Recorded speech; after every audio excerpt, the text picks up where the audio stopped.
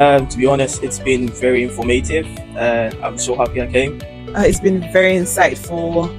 It's been really eye-opening. I've learned a lot of things. Well, I would say it's been very enlightening. A lot of exposure to the product management world, and also there's been a lot of networking sessions.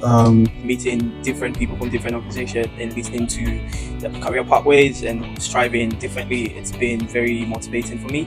A lot of things from how to break into product and how to further develop your skills as a product manager and how to grow in your career as a product manager. In addition to that, probably I think I've also kind of gotten a different direction from how to see product management and also how to position for different roles in the future.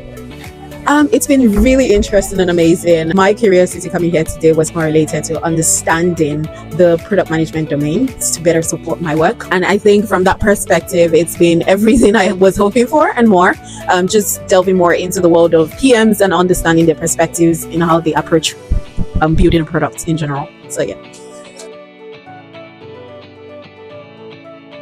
I learned some interesting things about interviewing for new roles and how to sort of get the attention of the recruiter, the person you have in the interview with, so that you make an impression and then they remember you for good, obviously, and then makes you have a better chance of getting a call back. Two things that stood out for me today is the insight I'm actually drawing from everyone. So what I really love about one of the sessions was the breakout session, like just creating how people a small gathering of individuals can come together and just explore a particular topic of interest. So that's actually stood out for me. Yeah. One thing that stood out for me really was, I think, one from Nosa's speech was about how writing is actually very solid ingredient of a product manager, and how that helps to form better clarity and thinking, and also pass your message across to your maybe to your engineers, your designers.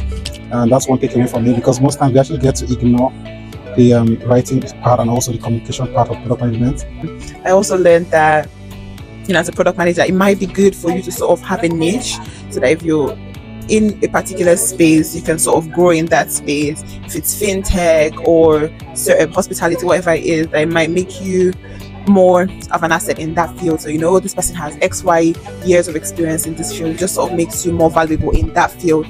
So that's something that I've noted today and that I might be exploring, especially having a health background. I think I might want to use that and just sort of narrow down to get into health tech and see how that works out for me.